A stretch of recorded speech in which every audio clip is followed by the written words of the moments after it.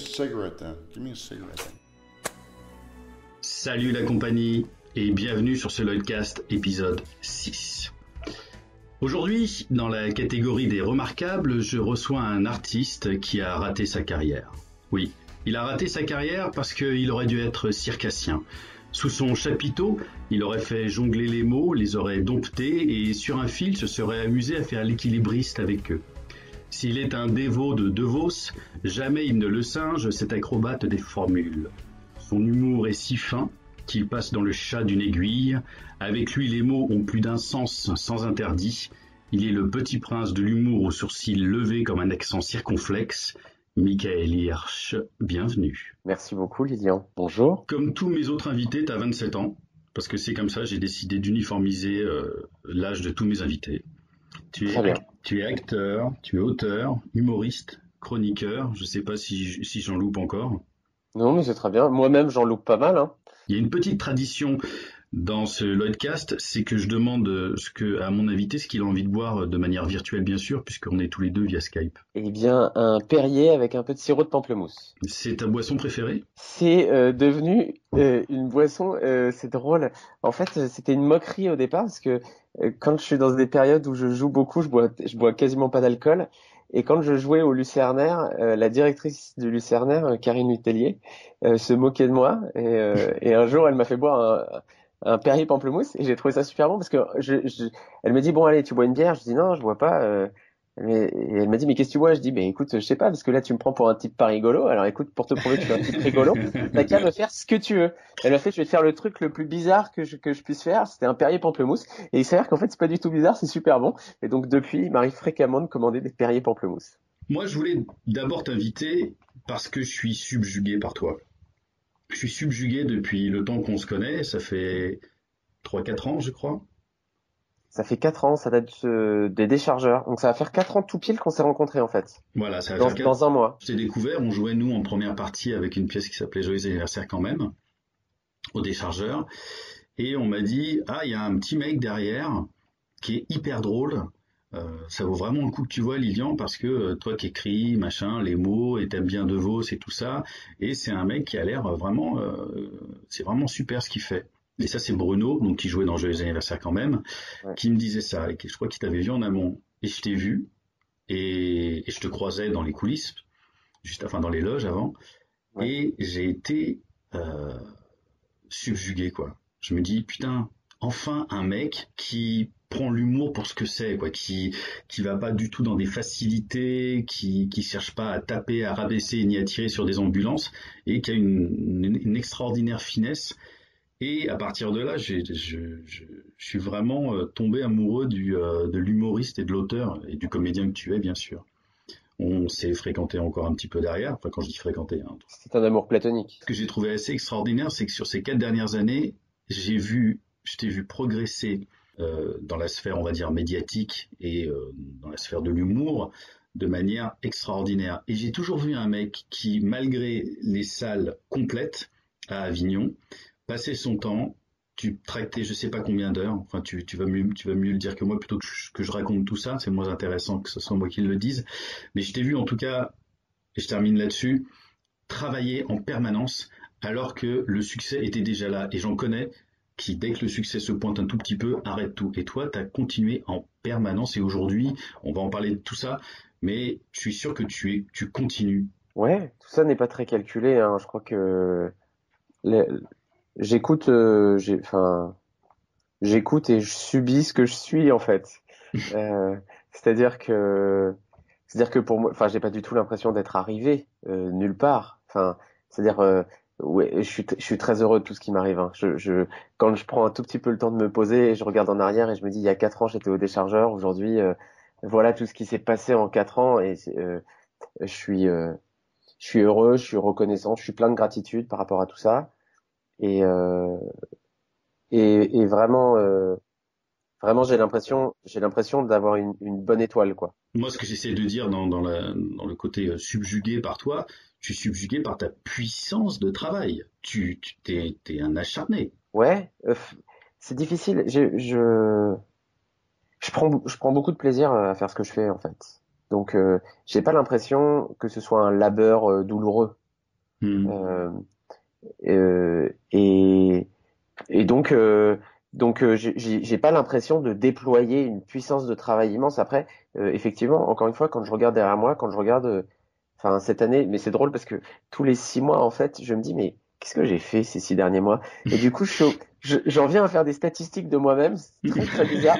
Je me dis ah oui, bah quand même là, ces 12 derniers mois, j'ai joué plus de 100 fois mon spectacle. Euh, j'ai eu la chance de faire toutes ces lettres ou ne pas lettres qui ont été éditées en livre. Là maintenant, ouais, enfin tu le disais, je suis sur Europe 1 et je fais une chronique par semaine. Donc effectivement, quand même, il se passe plein de trucs, mais finalement, euh, comme il y a tout le temps quelque chose à faire, en fait, je prends pas trop le temps De euh, t'arrêter de regarder. de m'arrêter et de regarder. Ouais, exactement. Hmm. Ouais. Je continue sur la route, sans bien trop savoir où elle mène. Mais je dis souvent, en fait, il y a, on me dit fréquemment, et notamment des copains du métier qui me disent, mais c'est incroyable, on a l'impression que tu as tout prévu à l'avance. Et alors en fait, je Hmm. leur dis, mais alors pas du tout. Enfin, c'est vachement drôle parce que moi j'ai l'impression de pas le vivre comme ça. J'ai un peu l'impression que ces 4 dernières années, c'est des longues périodes d'insouciance et de très très brefs moments de grande lucidité. C'est-à-dire, il y a eu un moment où j'ai vu mon étoile, voilà, cette fameuse bonne étoile dont on parlait, et puis je me suis dit, ah ok, donc ça veut dire que c'est là la route. Alors ok, Hmm. bon bah je baisse la tête, je continue à travailler, je laboure mon champ, et puis de temps en Hmm. temps je relève la tête et je me dis, ah bon bah je suis plutôt sur le chemin de l'étoile, ou alors bah ah bah tiens, je me suis un peu détourné, je reprends un petit coup sur la droite ou sur la gauche, et puis on continue le chemin. J'ai l'impression parfois que tu aurais presque peur que ça s'arrête Ah oui oui, mais c'est pas, enfin comment dire, parce que tu es un grand angoissé en fait. ouais, bah oui, enfin oui, oui. C'est-à-dire là, quand je disais un peu je subis ce que je suis, là je subis ce que je suis. C'est-à-dire que tous les gens qui me côtoient, qui sont des proches et qui me voient à Avignon, savent que à Avignon, je suis en permanence en train de me demander si le lendemain je vais avoir du monde dans ma salle. Je suis en permanence en train de me dire, il faut que j'aille flyer. En fait, c'est devenu Alors, une sorte de besoin. alors que ta salle est pleine à 3 jours, quoi. Non, pas tout, non, mais pas toujours en fait, parce que j'ai toujours été dans des salles qui étaient vachement grandes, tu vois, et Hmm. euh, et ça se passe super bien pour moi et j'en suis très heureux, mais ça a toujours été objectivement enfin j'ai toujours été un peu plus ambitieux que de raison, tu vois, à Avignon. De démarrer dans une salle de 120 places, c'était déjà sacrément ambitieux, et puis après d'aller tout de suite dans un 200 places à un horaire difficile, enfin un horaire difficile, ouais, c'est-à-dire c'est l'horaire du matin où tout le monde met son gros spectacle. Donc, enfin, il fallait quand même qu'il y ait des gens dans la salle et c'est-à-dire c'était pas par zèle que je le faisais, c'était pas pour me montrer et pour dire je suis sur le terrain quoi. Je le faisais Hmm. parce qu'il y avait une vraie nécessité à ce que ma salle soit pleine et parce que pour moi Avignon contient cette folie-là en fait. Ce qui fait aussi le sel d'Avignon et sa beauté pour moi, c'est aussi ce travail-là de d'aller à la rencontre des spectateurs. Et c'est en ça, en fait, que ça rend humble pour moi. Hmm. C'est-à-dire qu'en fait, ça redonne ça me redonne à moi l'explication et la raison d'être de pourquoi je fais ce métier-là. C'est le partage, l'échange et surtout ce facteur humain. Euh, et c'est quelque chose qu'on vit moins dans les séries de représentation à Paris, qu'on vit davantage en tournée, parce que en tournée, il y a cette chaleur-là, et puis les gens ont très envie qu'on poursuive après le spectacle, qu'on échange, Hmm. etc. À Hmm. Paris, c'est un peu moins le cas, ce que je comprends très bien aussi. Hein. Enfin, c'est pas du tout un jugement de valeur. Mais à Avignon, il y a ce truc-là mais enfin, c'est tellement beau, c'est tellement joyeux. Moi, c'est une manière pour moi de profiter, en fait, de me dire, pendant un mois, les gens sont tous réunis pour aller voir du spectacle. Enfin, Hmm. il y a plein d'écueils dans Avignon, c'est comme Dallas, quoi. C'est un univers impitoyable. Mais euh, mais il y a quelque chose de l'ordre du paradis aussi dans ce truc de se dire, il existe un endroit dans le monde où chaque été, pendant un mois, des gens se réunissent par centaines de milliers pour du spectacle, pour de la culture et de l'art. Moi, j'ai envie de dire que je profite et je participe à la fête, en fait, en allant flyer aussi. C'est drôle parce que dans l'épisode précédent, dans l'épisode 5, j'ai échangé avec Nicolas Maury, qui est lui aussi humoriste, et on a beaucoup parlé du Festival d'Avignon. et il en parle à peu près avec les mêmes mots que toi. Tu vois, Ouais, même s'il il est parfois un petit peu plus cinglant parce qu'il avait créé un spectacle, un one man qui s'appelait Fuck Off, ouais, qui a cartonné pendant 3 ou 4 ans, où il dénonçait tous les petits travers aussi de bien ce sûr. festival. Mais avant tout, il en parle énormément avec amour. Alors, ton spectacle, c'est Ouais. pourquoi. Et moi, j'ai plein de pourquoi pour toi. Est-ce que tu vas être capable de me donner tous les parce que? Je suis meilleur pour les questions que pour les réponses, hein. Mais allons-y. Pourquoi Michael Hirsch est devenu comédien? Parce que je vais pas parler de moi à la troisième personne, hein, on n'y est pas Non, non, non, encore. non, mais c'est moi. Euh, Parce que j'ai toujours aimé les histoires, j'ai toujours aimé qu'on m'en raconte et j'ai toujours aimé en raconter. Et je trouve ça plus nourrissant que la réalité telle qu'on nous la propose aujourd'hui. Et, et puis parce qu'en étant comédien, on échappe un peu justement au monde tel qu'il est. Et je crois que c'est une chance en plus, d'une certaine manière, de pouvoir vivre plusieurs vies en une. Et pourquoi tu t'es pas arrêté à être seulement comédien et que tu es aussi devenu auteur? Parce que je déteste être dépendant des autres, tout simplement. Là, c'est vraiment une névrose qui me poussait à faire ce que je fais, hein. Euh, non, c'est parce qu'en fait, je suis quelqu'un de très impatient. Euh, et, euh, et je me souviens du premier jour où, euh, où je suis arrivé dans mon école d'art dramatique. J'étais chez Jean-Laurent Cochet et j'ai vu tous ces gens comme moi, en fait. Hmm. Et alors moi, je sortais d'école de commerce, donc dire à la sortie d'école de commerce, je veux devenir comédien, en fait, c'est génial parce qu'il y a un truc où ça flattait vachement mon ego de me sentir différent, en fait. Je me disais, ouais, je suis Hmm. différent. Et puis là, j'arrive dans une pièce et on me dit, ah non, mais il y en a 80 des comme toi. C'est horrible, mais c'est horrible. Et puis là, le directeur, Dans ce cours-là, il y en a que 80 déjà, dans oui, ce cours-là. voilà, c'est ça. Et le directeur monte sur scène et dit, alors bon, je préfère vous prévenir, on est 80 aujourd'hui. S'il y en a un dans toute cette promotion qui sort et qui fait ce métier, ce serait une promotion formidable. Et là, je me suis dit, oh là là là là. Et je voyais tous ces gens dès les premières semaines, en fait, qui disaient, oui, moi j'ai un agent et, et, et je vais probablement passer des castings. Mon agent doit me rappeler pour un casting, etc. Et je me disais, mais finalement, en fait, enfin, comment on peut travailler, en fait? Comment on arrive à faire ce métier? Et en fait, je sentais un truc de me dire, si je fais ça, je vais pas tenir, en fait. Je vais exploser en vol. Ça va pas durer 2 mois. Je ne tiendrai pas. C'est au-dessus de mes forces, en fait. Et j'avais déjà écrit une première version de Pourquoi. Et donc, et justement, cette bonne étoile dont on parlait tout à l'heure, ce moment de lucidité, à la fin de mon école de commerce, quand j'avais joué une première version de Pourquoi, je m'étais dit, comédien, c'est un métier. Ça s'apprend. Il n'y a pas de raison que tous les autres arts classiques s'apprennent et que l'art dramatique ne s'apprenne pas. Et quand j'ai découvert justement Jean-Laurent Cochet, je me suis dit, ah bah voilà, là, il y a quelque chose qui me parle dans sa manière d'évoquer le métier. Et je me rendais compte que même si j'avais envie de devenir humoriste, tous les grands humoristes pour qui j'avais beaucoup d'admiration étaient avant tout des immenses comédiens. Et je me suis dit, bah voilà, je vais apprendre l'art classique. En fait, je vais apprendre ça et puis on verra ensuite. Euh, Avant de faire mes projets, mes trucs, etc. J'ai comme modèle Gainsbourg ou par exemple Picasso, qui sont des gens enfin Gainsbourg a énormément étudié la musique classique avant de commencer lui à faire ce qu'on a appelé de la variété et qui, enfin, va finir par devenir de la musique classique aussi, hein. Donc c'est ça ce qui s'est passé et qui fait que je suis pas resté que comédien et où à un moment j'ai eu envie d'écrire des histoires. Et puis là maintenant, je commence à écouter de plus en plus mes envies. Alors, il y a une histoire de temps qui me paraît me manquer un peu, mais c'est toujours une affaire de jeu de construction, cette histoire. Il suffit juste de mieux réorganiser les briques et on trouve un peu de temps et c'est se rendre disponible à soi-même qui compte, mais c'est pas à toi que je vais apprendre ça parce que dans l'écriture, je pense et dans la création, c'est ce que tu cherches aussi. Oui, et je pense que même en ce moment, aussi avec la création de ce Lloydcast, euh, je milite pour l'histoire de prendre son temps. Beaucoup de gens me disent j'ai pas le temps, j'ai pas le temps. Je considère que tu ne prends pas le temps. Et je suis complètement d'accord avec toi. C'est aussi une histoire de réorganisation de ces petites briques et à partir de là, on peut, euh, à mon avis, réaliser beaucoup de choses. Non, c'est intéressant.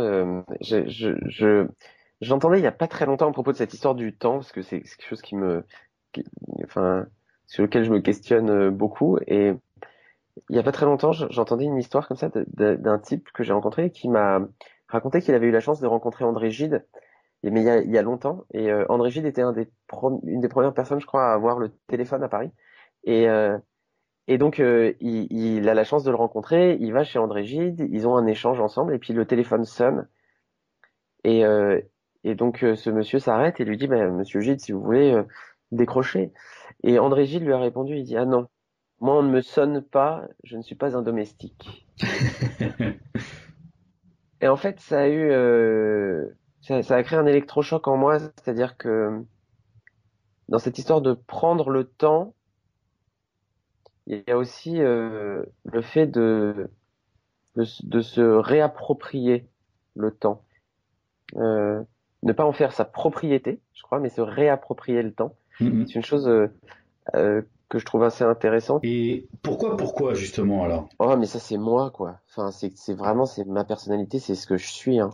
C'est terrible parce que je me suis dit, après 4 ans de spectacle, je me suis dit, ah, bah, peut-être que t'as progressé quand même là-dessus. Puis je me rends compte en ce moment que j'ai toujours besoin de me poser la question du pourquoi. J'ai toujours besoin de me rappeler le pourquoi du comment. Et puis en fait, je me suis rendu compte d'une chose, c'est que le pouvoir des questions, quoi. Alors c'est un peu, ça paraît très naïf, hein, comme ça. Et j'entends, c'est pas grave. J'assume ma part de naïveté, mais les plus grands philosophes grecs ont commencé par des questions, et je crois que, enfin, c'est profondément inscrit dans notre esprit. C'est comme ça qu'on pense, en fait, qu'on pense et qu'on se dépense aussi par les questions. Et le pourquoi recèle une forme de magie.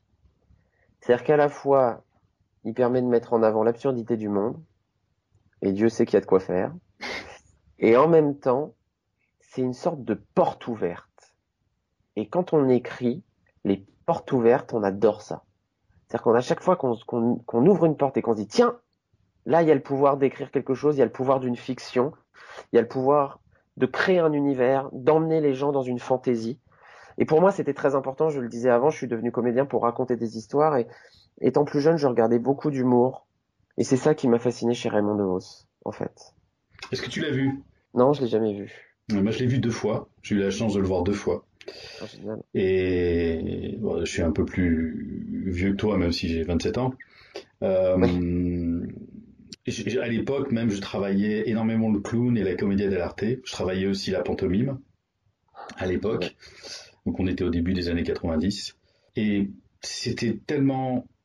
J'ai la sensation physique de ces spectacles, de ces représentations. Ouais. C'est-à-dire dans quel état j'étais, comment je regardais dans ces 2 salles avec la tête tournée un peu en l'air, tu sais, comme quand on va à l'église Ouais. et qu'on lève la tête vers la grande croix, tout ça. Et il y avait ce type qui était énorme, mais énorme, je sais pas combien il pesait, Raymond DeVos, et qui flottait sur le plateau, qui était d'une légèreté, et je connaissais ses sketchs par cœur. Et il y avait une telle grâce chez ce type qui était. Il y a une dimension chez DeVos, je trouve dont on parle pas beaucoup. Au-delà, et déjà, c'est pas rien de ce clown poète, ce clown philosophe incroyable.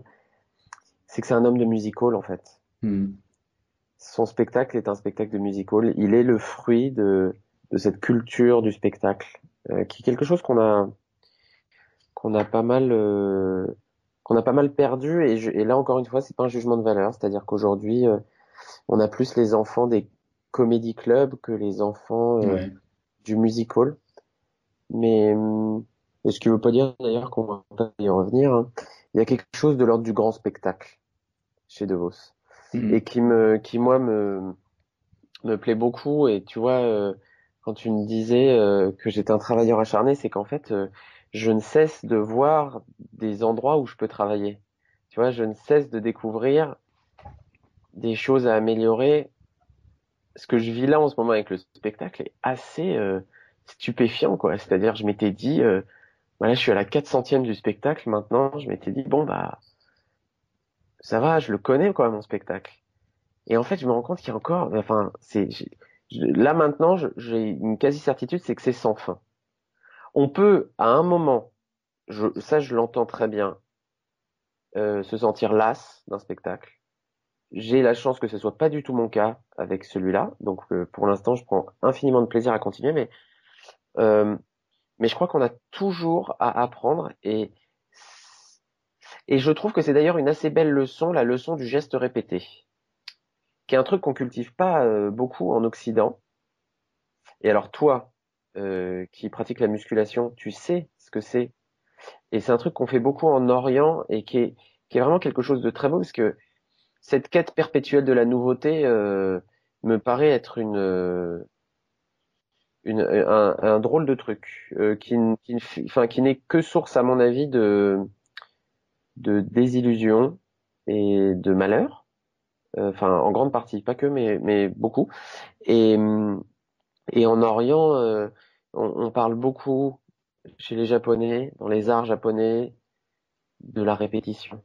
C'est Bart Tabas qui fait travailler à ses cavaliers le tir à l'arc japonais pour apprendre cette répétition, la beauté de la répétition, du beau geste bien fait, sur lequel on va pas chercher le résultat, mais l'intention. Enfin, c'est quand même des leçons pour nous autres comédiens et auteurs aussi, d'ailleurs, très, très, très puissantes, très profondes. Dans Pourquoi, il y a aussi un autre personnage. Je parle d'Yvan Calberac. Bah, Yvan, il a apporté en fait à ce spectacle de l'expérience, du savoir-faire, quoi. Ce qui me manquait. Euh, je suis venu avec des idées, ce spectacle, la trame de ce spectacle, pourquoi, qui a existé dans une toute première version, et quand Yvan il l'a vu, en fait, la rencontre a été assez puissante parce qu'il a dit au sujet de ce spectacle ce que personne ne m'avait dit. Et c'était ce que j'aurais espéré qu'on me dise de mon travail et de mon spectacle. Et donc, il a su par ses mots en fait me convaincre. J'ai même pas eu trop à chercher à me convaincre qu'on essaye des choses ensemble. Et en fait, le surlendemain du jour où il est venu, on s'est assis dans un café. Je me souviens très bien. Et tout de suite, on a pris l'ordi, on a commencé à écrire des trucs ensemble, quoi. Et ça marchait, mais tout de suite, il y a eu un truc où je disais, ouais, bah, il est vachement respectueux de mon avis, alors que c'est quelqu'un qui a déjà fait 1000 trucs dans sa vie, qui a pas du tout besoin de, de ça, quoi. Enfin, qui a pas du tout besoin de venir travailler avec un jeune humoriste, parce qu'en plus, enfin, au début, il y avait clairement, enfin, il y avait rien à y gagner, à part le plaisir de travailler ensemble, quoi. Et, euh, et ça a vachement pris, et il m'a amené tellement de choses, il m'a amené de la confiance, il m'a amené, du plaisir aussi dans le travail, puisque c'est pas toujours un truc qui est évident pour moi, enfin qui était évident pour moi. Et et, euh, et c'est génial parce qu'en fait on avance ensemble sur ce spectacle. Est-ce qu'il t'est arrivé de te retrouver dans une salle Ouais. qui n'était pas réceptive euh, du tout à tes jeux de mots ou à ton univers, tout simplement? C'est arrivé, mais il y a un exemple que je cite de temps en temps quand on me pose la question. C'est la première expérience qu'on a vécue de collaboration avec Yvan. On venait de réécrire le spectacle quasiment dans son intégralité. Enfin, on a beaucoup retravaillé. Et je suis invité dans le sud de la France euh, pour faire un truc. Ça, ça aurait pas dû arriver. Ça n'aurait pas dû se passer. C'est-à-dire, on m'a demandé de faire. Tu es arrivé à Béziers, tu as commencé à Non, faire de non, l'humour sur... non, c'est même pas ça, mais on m'a demandé de faire. On me dit, tu vas faire un palais des sports. Je dis, mais c'est génial. Ma première scène en tournée, c'est un palais des sports. Je me dis, mais ça y est, quoi, j'y suis, quoi. C'est comme dans les DVD des grands humoristes. Et, euh, et en fait, bah, c'était un grand gymnase, le Palais des Sports. Ni plus ni Ouais, moins, c'est ça, un vrai Palais des Sports, quoi. ouais, C'était pas Bercy. Et, ouais. euh, et en fait, c'était la soirée du personnel d'une mairie, du personnel Mm, municipal. Et en mm. fait, les gens n'étaient pas du tout là pour voir un spectacle comme le mien. Les gens, ils étaient là pour picoler, pour dîner, pour danser, se bourrer la gueule et choper la secrétaire. En gros, c'était ça, le projet de la soirée. Et alors, moi, au milieu de ça, avec mon espèce d'humour tendre et bienveillant et mes jeux de mots. Mais je n'avais rien à foutre dans cet endroit-là. C'était vraiment, mais c'était mais totalement incongru. Et, Et je me souviens, entre chaque sketch, je me disais, c'est long, là, tout ce qui se passe est long, tous les temps sont longs, les silences sont très silencieux. J'avais les 10 élus qui étaient devant, assis, qui me regardaient, les gens derrière n'en avaient rien à foutre. Je voyais les gens qui partaient toujours un peu plus loin parce qu'ils avaient envie de parler entre eux. En fait, ils s'en foutaient de mes blagues, ils en avaient rien à foutre. Et puis, et puis entre chaque sketch, ça applaudissait de plus en plus fort, un peu comme quand les premières parties marchent pas bien et qu'on Ouais. dit, vas-y, c'est bien, mais maintenant tu peux partir. C'était bien, faut s'arrêter là-dessus. Et puis je commence un sketch qui était l'avant-dernier. Et là, j'entends un type à l'autre bout de la salle qui était saoul et qui me dit, mais il va la fermer, sa gueule. Et, et ce moment-là était incroyable dans ma tête. Je me suis dit, survis à ça. Survis à ça, tu n'en seras que meilleur, mon cher. Et voilà, donc oui, c'est arrivé des soirs où il y a eu des erreurs de casting et puis il y a eu des soirs où ça prenait pas, où la mayonnaise prend pas. Hmm. Et je crois que ça arrive à tout le monde en fait. Ouais, bien sûr. Euh, c'est jamais, ça ne rend pas forcément les choses plus simples de se dire ça arrive à tout le monde, hein, mais ça arrive à tout le monde. Le théâtre, c'est aussi une rencontre, et puis toutes les rencontres ne se font pas bien. Quand j'en parle avec des copains, je leur dis, vous savez, moi, mon métier, c'est Tinder, en fait.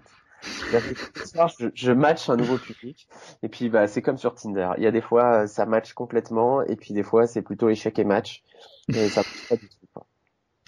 Est-ce que dans l'humour, t'as peur qu'on t'enferme dans cette case de vos siennes, on va dire ça comme ça? Bah, c'est un risque. Après, c'est une chance aussi. Qu'on compare mon travail à ce que faisait Raymond DeVos ou à ce que fait Stéphane de Groot. Franchement, j'en suis hyper honoré. C'est des gens pour qui j'ai beaucoup d'estime et d'admiration. Euh, J'essaye de faire que mon travail ne soit pas que le jeu de mots, même si je ne cache pas que c'est un vrai plaisir pour moi, le jeu de mots. Voilà. Donc j'y prends beaucoup de plaisir. Le jour où j'y prendrai plus de plaisir, je ferai autre chose. Après, je crois que c'est pas la seule chose que je sais faire et que j'ai envie de faire. Euh, Bah, enfin, on est un peu prisonnier de notre cerveau, hein, là, et puis de notre culture aussi. Notre cerveau a toujours besoin de faire des comparaisons avec des trucs qu'il connaît. Alors, bah, les gens comparent à De Vos. De comparer à De Vos, ça permet de pas trop décrire, ça fait gagner des mots dans les articles, et puis c'est une référence, quoi. Et puis encore une fois, je le prends très bien, enfin, je le prends bien, quoi. Je suis très, très honoré de ça. Euh, et puis notre culture française est comme ça, quoi. On a besoin Mais de derrière, placer, de mettre ouais, dans une case. dans une case, j'entends ouais, tout à fait, parfaitement. Je vois très bien même.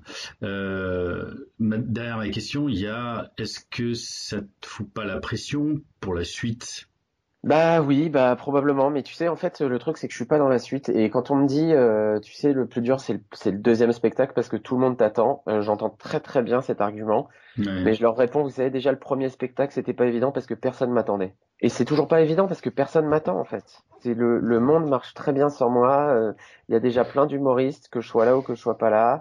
Euh, il y a déjà plein de spectacles sublimes à Paris et en province dont on a envie de parler. Et il y a déjà plein d'occupations que les gens ont envie de pratiquer et Hmm. qui sont pas pourquoi au studio des Champs-Élysées. Dans le Lloydcast, il y a un petit personnage récurrent. C'est une petite souris. Et cette petite souris vient chez toi et elle te découvre en train de travailler. Qu'est-ce qu'elle voit? Alors la petite souris, elle va avoir un torticolis puisque je bouge tout le temps quand je travaille. Je suis en permanence en train de me parler. Je pense que si je me mettais une caméra comme tu faisais un moment toi où Ouais, tu faisais un je sais pas, time-lapse. ouais, un time-lapse, je pense que ça me rendrait dingue de me dire mais qu'est-ce que tu bouges, qu'est-ce que tu perds comme énergie. Euh, il y a des rituels. Ouais, j'essaye d'avoir une petite routine. J'y crois de plus en plus en fait à une sorte de routine d'écriture, une routine de travail Mhm. pour me canaliser en fait. Donc j'essaye de d'écrire 3 pages par jour qui sont une sorte d'exutoire pour démarrer ma journée, qui est un truc que j'ai découvert chez Julia Cameron, qui a écrit un bouquin qui s'appelle Libérer votre créativité et que Oui, et puis c'est le flot de pensée. ouais. Tu et écris qui le est flot de pensée, ouais. Ouais. exactement, qui est super.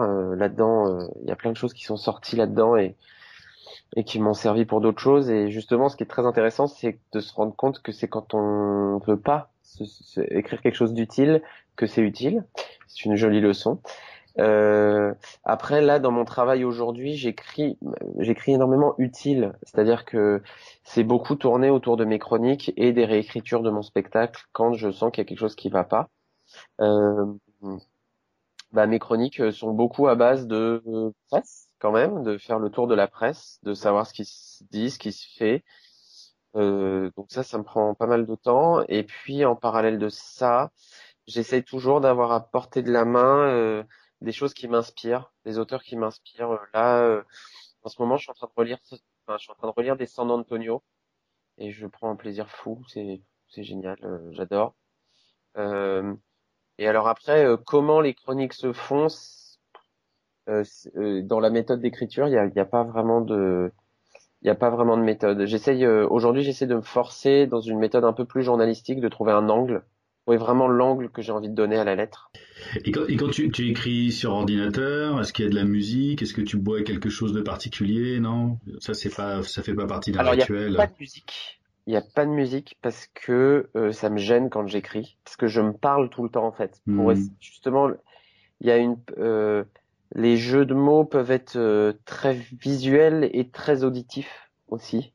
Et Hmm. du coup, j'ai besoin de les entendre. En fait, j'ai besoin de me les parler pour savoir s'ils fonctionnent et pour entendre le mot dans aussi toutes ses possibilités. Donc non, surtout pas de musique. Il y a souvent quelque chose à boire avec moi. Ça peut être Là, c'est pas là, là non plus, là, tu prends pas le Perrier pamplemousse. non, pas de Perrier pamplemousse. Mais tu vois, mais ça m'a donné envie d'un Perrier pamplemousse. Je vais sortir m'acheter du Perrier et du jus de pamplemousse. Enfin, du sirop de pamplemousse après le Lloydcast. Non, du thé, de l'eau, beaucoup d'eau. Euh, mais ouais, une boisson pas loin. Et Une chronique te prend combien de temps à écrire? en général 2 jours. D'accord. Il Pour y une a deux, chronique, pour une chronique de 3 minutes, 2 ouais, minutes. ouais, Ouais. ouais. C'est quoi tes grandes, enfin bon, on en a un petit peu parlé d'ailleurs en amont, mais tes inspirations, je dirais, tes maîtres et ton inspiration au quotidien, c'est quoi? De la musique. Je le fais de plus en plus en ce moment, en fait, d'écouter de la musique, de prendre le temps vraiment d'écouter. Parce que j'avais cette fâcheuse tendance à avoir toujours de la musique dans mes oreilles quand je prends le métro, etc., mais sans jamais vraiment écouter, ou c'est de la musique de fond comme ça. Et en fait, non, non, d'écouter de la musique, de me laisser porter par ce qui se passe en moi avec cette musique. Et je sais que c'est amusant parce que c'est un peu par toi que j'ai découvert ça, en fait. C'est en voyant la passion que tu avais pour David Bowie et ce que ça a généré en toi, en fait. C'est-à-dire, c'est comme si toi, tes œuvres étaient, comme des buvards, en fait. Tu vois, Hmm, hmm.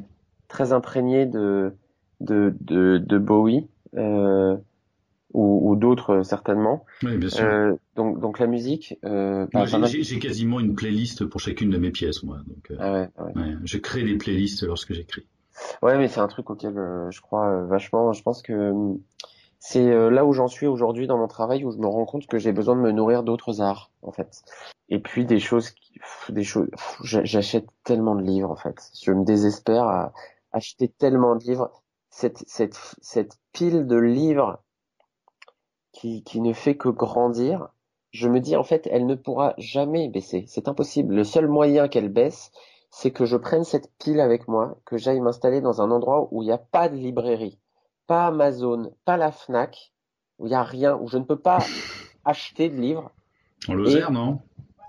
ouais, en Lozère, absolument. Possible. Et Mais tu me fais même penser dans une, à, civilisation.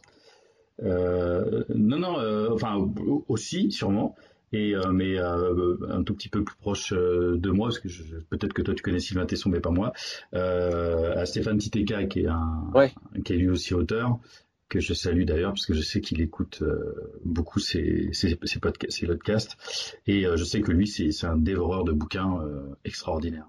Et je pense ouais, que ouais. c'est comme toi, il doit avoir une pile de fou Ouais, et moi, mais ça aussi. s'arrête jamais, quoi. C'est, Quand est-ce qu'on te verra un jour dans une pièce classique? Quand je dis classique, quand est-ce qu'on te Ouais, verra ouais, dans une pièce bah, avec d'autres comédiens? Enfin, moi, je t'ai vu à Avignon tu avais un petit rôle dans une pièce qui s'appelait Le Paquebot.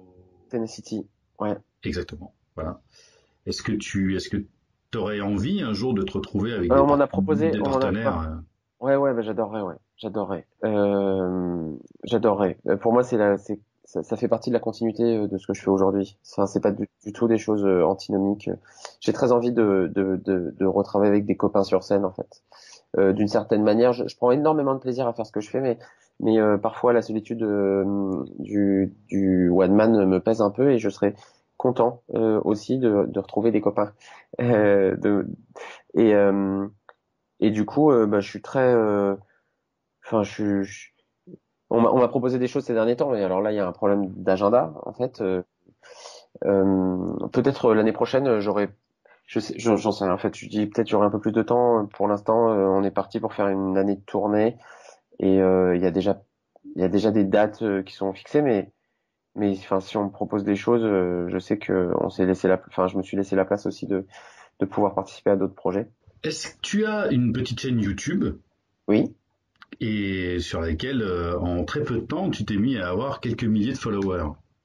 oui. Et justement, c'est là-dessus que tu as créé un peu tes lettres et ne Ouais. pas lettres. Est-ce que tu penses que ça t'a servi justement ensuite pour pouvoir entrer dans ces chroniques, etc. Ah ouais. Ah bah ouais, ouais, ouais. Tu as pu Ça tester m'a. beaucoup de choses et avoir des retours. J'ai testé beaucoup de choses, j'ai eu des retours, j'ai appris à écrire vite, j'ai appris à couper aussi dans mes élucubrations. J'ai toujours plutôt tendance à faire long et à faire court. Euh, et C'est pas ce que disait euh, ta femme, mais oui, effectivement, tout sauf dans l'intimité. Et en fait, ça m'a permis aussi bah, de me faire connaître. C'est comme hmm, ça que bah, le Huffington Post est venu me chercher en voyant mes lettres. ouais. Plomb, l'éditeur, est venu me chercher et on a publié les lettres. Et puis Europe 1, en fait, en voyant les lettres, ils ont dit mais ça nous plaît comme concept, on adore, ramène ça à l'antenne. Donc pour le Donc coup, ouais, cette chaîne YouTube a été un vrai tremplin pour toi, quoi. ouais, Qui a dit, du moment qu'on rit des choses, elles ne sont plus dangereuses? probablement pas Nadine Morano, probablement pas, ni Laurent Wauquiez. Non. Non, effectivement, c'est Raymond DeVos. Ouais. Et je trouve que c'est une phrase qui te va tellement bien. Je trouve que comme tu justement arrives à rire des plein de choses, parfois un petit peu difficiles, tu es capable de les rendre enfin simples, humaines. Je sais pas si je me fais bien comprendre à travers ça. Bah Il y a beaucoup de oui, oui, tendresse, c'est cette manière que tu as de signer en fait, tendrement. ouais. Je trouve que c'est ça en fait qui se dégage chez toi. Bah écoute, ça me fait plaisir. Et est-ce qu'on en parle de ta ressemblance avec Bradley Cooper? Mais parlons-en, parlons-en. Est-ce Bah, qu'on je en sais parle? Bon, pas. Bradley Cooper qui aurait bouffé du saucisson, mais C'est en train de se terminer cette période, cher Lilian. c'est-à-dire que tu appliques mon programme de sport, ça y est, enfin? Absolument, Très absolument. bien. Je fais 3 heures de musculation chaque jour. Et Il y a une phrase que je donne aux gens de théâtre que j'ai la chance, avec lesquels j'ai la chance d'échanger. Le théâtre, c'est. Est-ce que tu es capable d'aller au bout de cette phrase, toi? c'est une sacrée aventure. D'accord. Alors, on va terminer par quelques petites questions que je donne à tous mes invités. Si tu gagnes au loto, quelle est ta réaction? Je suis content. Je suis content parce qu'en plus, j'ai pas joué. Alors du coup, je suis très surpris. Je suis très très surpris de ce qui m'arrive. Et, euh, et, et je vais chercher l'argent. Je fais comme si ça faisait des années que je jouais. Euh, Puis une fois que j'ai l'argent, alors là, je sais pas. Tout Je sais. dépend, tout dépend combien je gagne. Euh, Tiens, il y a un super proverbe africain que j'ai entendu il y a pas longtemps et qui dit ce qui se compte n'a pas de valeur. Hmm. C'est amusant d'ailleurs parce que dans plein de pays africains, les hommes blancs, ils les appellent tous du même nom. J'ai plus le mot en tête. Et en fait, c'est ceux qui comptent. C'est ça ce que ça veut dire en fait. Ça veut pas du tout dire blanc de peau. C'est ceux- D'accord. Parce qu'en fait, quand les hommes blancs sont arrivés là-bas, c'était ceux qui comptaient tout le temps. C'est pas Sidi? Non, Non, non, c'est pas ça. je sais plus. Bon. Je l'ai- Y a-t-il un livre ou un film ou une chanson qui a changé ta vie? Au suivant de Brel, ça a un peu changé ma vie. Ouais. Si tu n'écrivais pas, si tu n'étais pas comédien, qu'est-ce que tu ferais? Là en ce moment, je me dis, mais ça doit être mon délire de bobo gaucho, je ferai de la permaculture. Euh, ou alors, mais ce qui n'est pas loin, et c'est pas impossible que ça finisse par arriver, je deviens éleveur de bonsaï. Tu leur apprends à bien donner la patte. Absolument, Ouais. exactement. Quel est ton plus bel échec? Bah, ça s'appelle la vie, je crois, le plus bel échec. Quel est ton endroit préféré au monde? Mon lit.